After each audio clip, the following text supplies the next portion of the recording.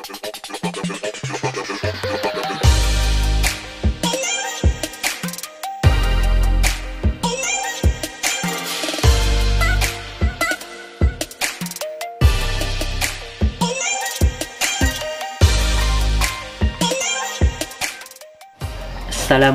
warahmatullahi wabarakatuh.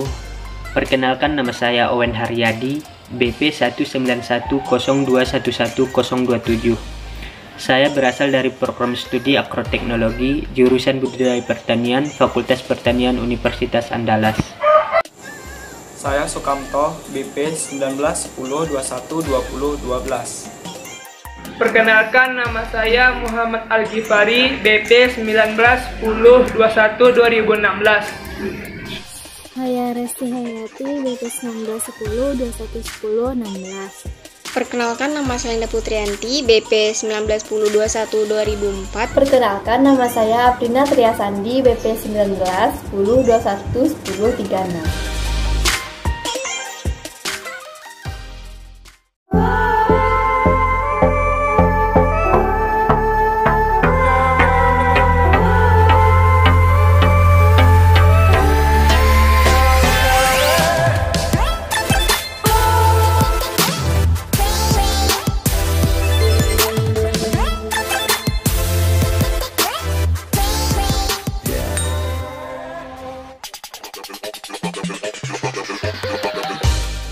Klorofil berasal dari bahasa Yunani, yaitu kloros yang berarti hijau dan filon yang berarti daun. Klorofil dapat diartikan sebagai zat warna hijau daun atau zat warna yang dapat membuat tumbuhan berwarna hijau, yaitu khususnya pada bagian daun. Klorofil hanya dapat ditemukan pada tumbuhan, tetapi tidak semua tumbuhan memiliki klorofil. Contohnya adalah jamur. Klorofil dapat ditemukan dalam sel-sel tumbuhan dalam membran tilakoid yang disebut dengan kloroplas. Peran dari klorofil ini sendiri yaitu memberikan warna hijau pada daun, di mana warna hijau ini kemudian akan menyerap cahaya dan kemudian mengubahnya menjadi energi untuk kemudian digunakan dalam proses fotosintesis. Nah, di mana proses fotosintesis ini hasil akhirnya adalah salah satunya berupa oksigen yang sangat bermanfaat untuk makhluk hidup.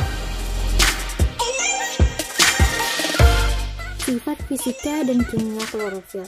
Sifat fisika klorofil adalah menyerupa dan memantulkan cahaya dengan gelombang yang berlainan atau disebut juga dengan berfluoresensi.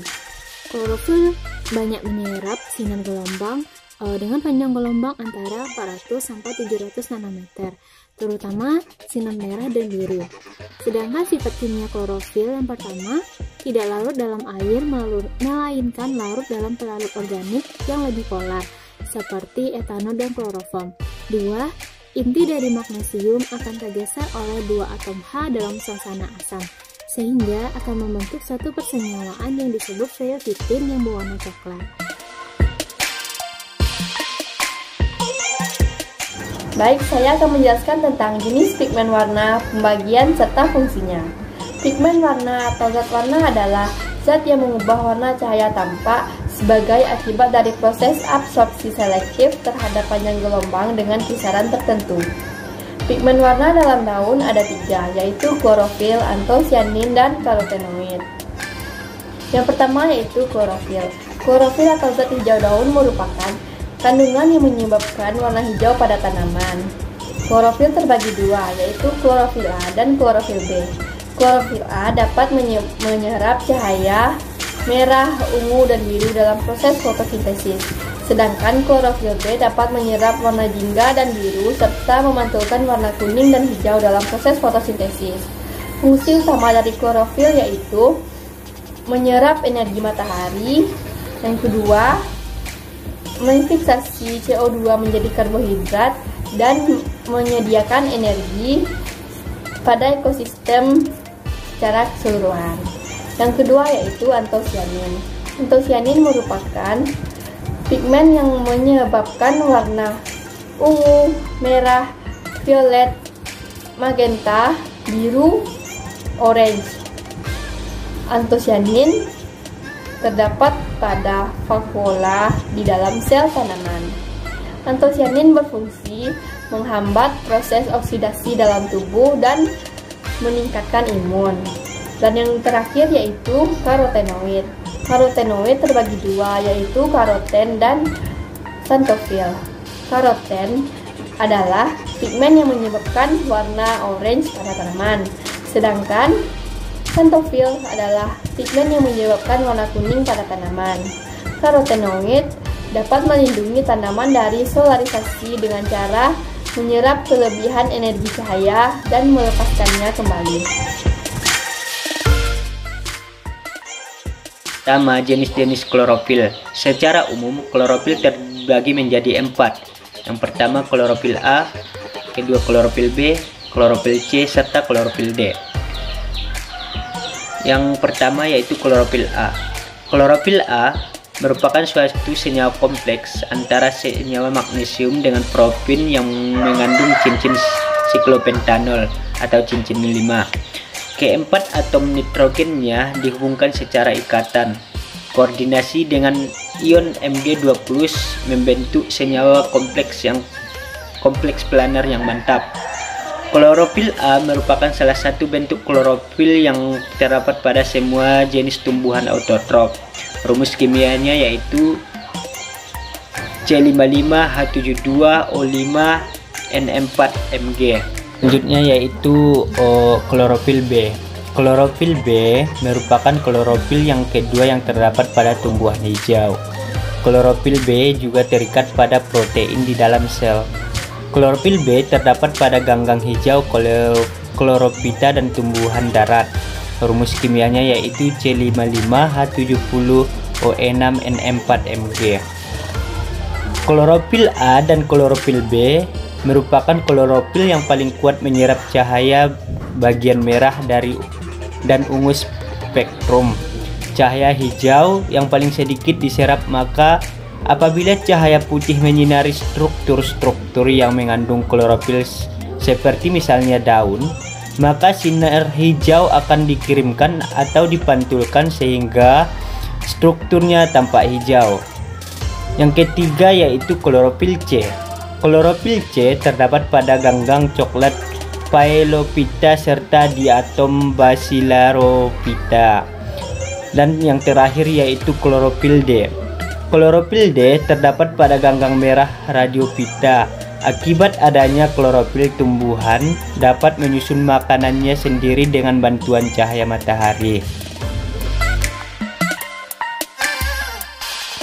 Selanjutnya yaitu faktor yang mempengaruhi pembentukan klorofil. Yang pertama yaitu faktor pembawaan. Pembentukan klorofil sama halnya dengan pembentukan pigmen lain yang terjadi pada hewan dan manusia.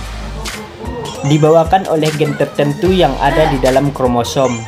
Jika gen ini tidak ada, maka tanaman akan tampak putih atau mengalami albino. Yang kedua yaitu cahaya. Pada beberapa tanaman Angiospermae, klorofil dapat terbentuk tanpa adanya cahaya. Tanaman lain yang ditumbuhkan di tempat gelap tidak akan berhasil mengalami klorofil, sehingga terjadi klorosis dan berwarna kekuningan. Kemudian oksigen. Kecambah yang ditumbuhkan di dalam gelap kemudian ditempatkan di tempat yang ada cahaya akan membentuk klorofil. Jika tidak ada astagfirullah. Nah, pigmen daun dapat dideterminasi secara kualitatif dan kuantitatif. Secara kualitatif, macam pigmen daun dapat dideteksi menggunakan metode kromatografi. Ada beberapa macam teknik kromatografi, dari teknik yang sederhana sampai teknik modern. Teknik sederhana dapat dilakukan dengan kromatografi kertas dengan menggunakan kertas Wetman 3. Nah, kromatografi yang lebih maju dengan kromatografi lapis tipis atau KLT, yaitu dengan silika gel pada pelat aluminium atau plastik. Untuk zat yang mudah menguap dilakukan dengan teknik kromatografi gas. Teknik lain adalah dengan kromatografi cair kinerja tinggi. Spektrofotometri adalah suatu metode dalam kimia analisis yang digunakan untuk mengukur konsentrasi sampel secara kuantitatif berdasarkan interaksi materi dengan cahaya. Cahaya yang diserap oleh materi ini akan terukur sebagai transmitans ataupun absorbans. Spektrofotometri ini terdiri dari dua alat, yaitu spektrometer dan fotometer.